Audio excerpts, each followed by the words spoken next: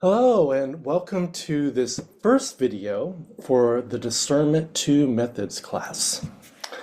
So if you recall last time in the Discernment Methods Part 1 class, we talked about what discernment is. It is about making decisions and the daily practical choices we encounter. Discernment is about whether or not to take the job you've been offered. And that question occurs in the context of a much larger and more crucial question, a question behind the question. How will this affect your relationship with the holy? How can the process of deciding deepen your intimacy with the divine and your deepest self? This is what makes it discernment. Behind every question up for discernment is the bigger question, this question of your spiritual trajectory. And it is the same for the clients that we have the joy of accompanying in spiritual direction. Sometimes in the open-ended loving curiosity of following the unfolding of our clients, they discover that the initial question they brought isn't the most important question for them. Or they discover an answer to a question they'd not even asked, but that's even more important. And that question is evoked through our journeying together in the midst and context of that larger question of their spiritual trajectory as we engage in a contemplative heart, mind, and soul. So in this class, we're going to look at a few other methods of discernment that might be useful with your spiritual direction clients as they discern the movement of spirit in their own lives. As we do, reflect on what are some of the discernment methods you use, ones that are part of your spiritual practice, part of your spiritual tradition, or your culture, ones you may have used with your spiritual director. So we're going to start with Ignatian discernment. Ignatius Loyola was a Spanish soldier in the early 1500s who had an unfortunate encounter with a cannonball. And as one would expect, it was a long recovery period afterwards. While recuperating from his injuries, he had a spiritual awakening. He became a Roman Catholic priest and theologian and founded the Society of Jesus, otherwise known as the Jesuits. While today we would quibble with some of his theology, his method of discernment is still a classical tool used by spiritual guides the world over. Now, Ignatius has various spiritual exercises using the imagination and various tools for discernment. One way that he talked about discernment is talking about 3 times of making an election. In plain English, 3 ways decisions can be made in this spiritual context that we've been referring to. In the first way, which he calls the first time, there's no need for any great deliberation or hand-wringing, no consternation about what to do. It's very clear, the movement of the divine, what to do. And hopefully we just do it. The question isn't what to do, but will we follow through, even if it's hard to do? But what about when it's not clear? What about those times when maybe we're facing a hard choice between 2 good options, or when all options seem muddled? What then? For this situation, Ignatius recommends the second way, what he calls the second time. We can call this the affective, or a method that really gets to the movement of the spirit within. Some call this the discernment of spirits, is another way that he would talk about it and others have, as a way to help us discern the felt sense of the movement within us as we hold particular choices. Specifically, whether thinking about a decision elicits a spirit of what he called consolation or desolation. Pray about something that you're holding. Fantasize before the divine, first one option, then the other, and pay attention to the feelings and the felt senses in the body that arise as you pray, daydream, talk with friends about it. Do feelings of consolation or desolation result? And when we're talking about consolation or desolation, it's not so much a feeling of happiness or sadness, but more a sense of freedom or constriction, connection or disconnection. How is it with our soul on the deepest level that's showing up in our felt senses. A good choice may not feel easy, but there's a sense of peace about it, a sense of expansion and freedom and consolation. An unwise choice might face less resistance, but you feel no peace about it. It won't let you be. There's a sense of desolation or a sense of incongruence with your spiritual path, a sense of emptiness, a sense of incongruence with your spiritual journey. Remember, as we talked about earlier, the question behind every discernment question is how a particular choice affects our relationship with the divine. So another way to think of consolation or desolation is, do you feel the consoling presence of the holy in a particular choice, or does that presence seem lacking? The third way, or what he calls the third time, is about perspective. So maybe we'll call it perspectival. A person isn't buffeted by different feelings, felt senses, different spirits, meaning you may not have a lot of feelings come up around the issue that are really deep and conflicted, and yet there's a desire to make a wise choice that's in alignment with your spiritual trajectory.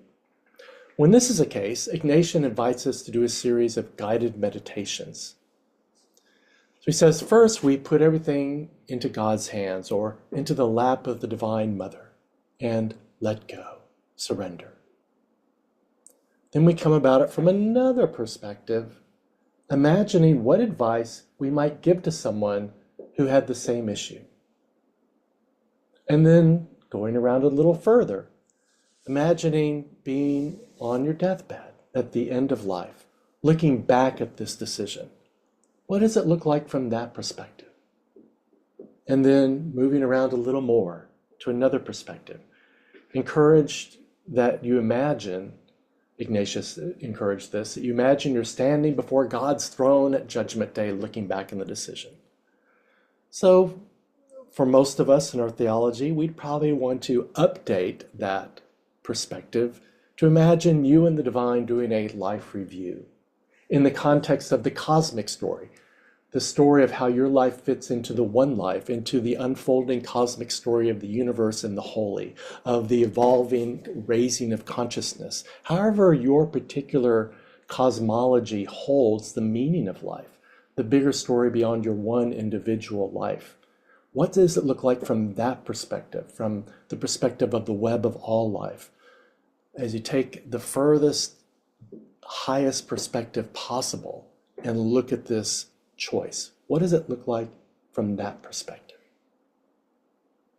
Of course, asking how this discernment fits within our client's view as a cosmic story might bring up other questions, such as, what is the cosmic story? What is their experience and understanding of it? And how their unique, once-in-a-universe expression of it fits into that cosmic story.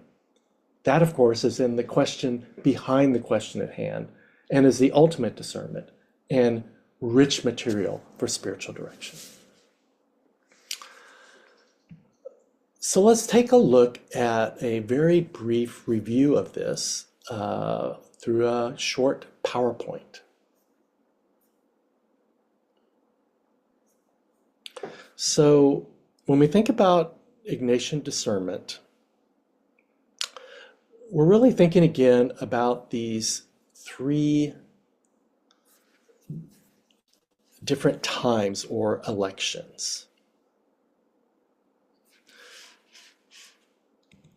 So the first time, it's clear what to do. We just need to do it. If it's unclear what to do, then we hold two possibilities. At least that's what we're going to be exploring together in this video, and a way that really simplifies this for use with some of your potential clients.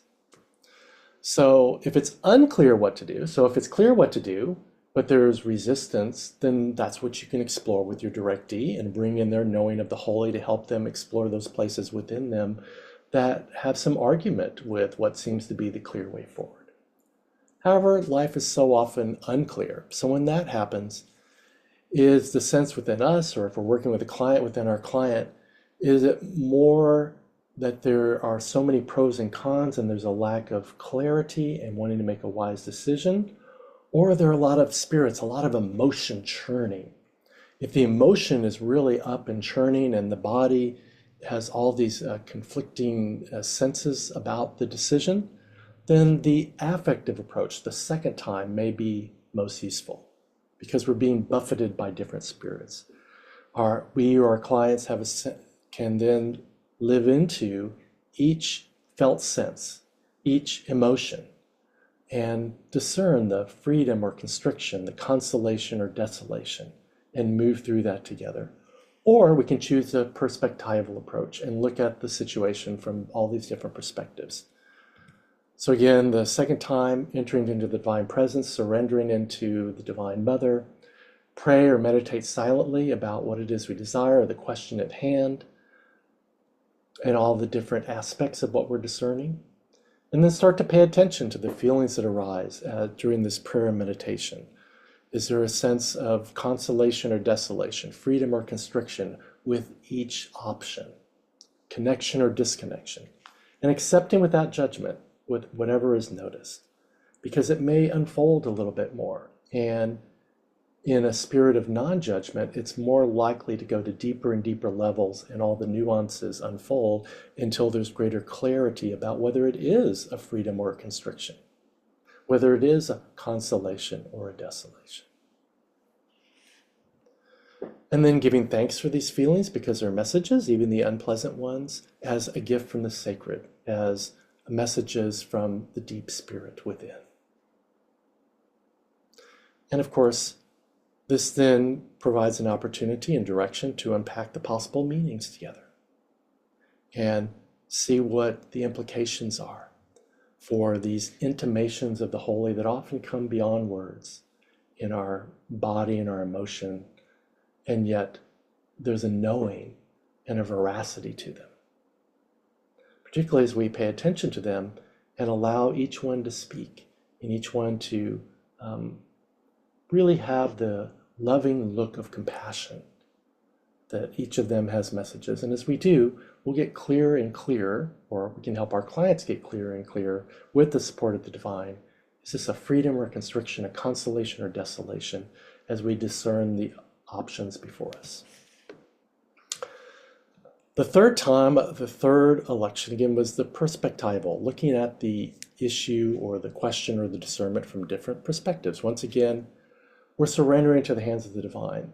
So what we're doing is we're releasing our willfulness around the situation at hand so we can have a willingness to what is trying to emerge, evolve, and unfold through us as the spiritual material of our lives that the Holy is offering us for our own growth and learning and for our deepening into the love and our knowing of ourselves as the Holy moving in this world through the lens of and the process of this decision-making or discernment. So we're surrendering into the hands of the divine. We're surrendering the outcome, trusting the process, and that ultimately in spirit, we're accompanied all along. And what we're most looking for is really this deeper relationship with the Holy. That's the second blessing or the second gift that's coming to us by actually discerning a decision rather than just making a decision. We're making this a journey with the Holy. So we do that implicitly and explicitly from the very start of the process of our discernment, always, and particularly here with Ignatian discernment. So we start to move around and look at the situation from different perspectives, imagining what advice we would give to someone who came to us with the same discernment.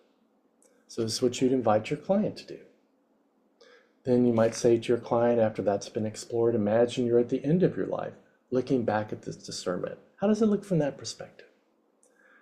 And then the next one, using your client's own cosmology, invite them to imagine that they and the divine are looking at this discernment in the context of the cosmic story, of their understanding, how their life fits into the one life, how their one unique expression of the Holy fits into the unfolding story of the Holy of all time and space. Of course, again, that brings up big questions. What is that for them? Which is a beautiful exploration. But if you could take it to the furthest perspective possible, what does it look like from that perspective? So this is a simplified and straightforward version of some Ignatian practices you might do for discernment. Thank you for joining me for this video, and blessings to you as you continue to listen to the movements of the holy in your own life and support your clients as they do the same.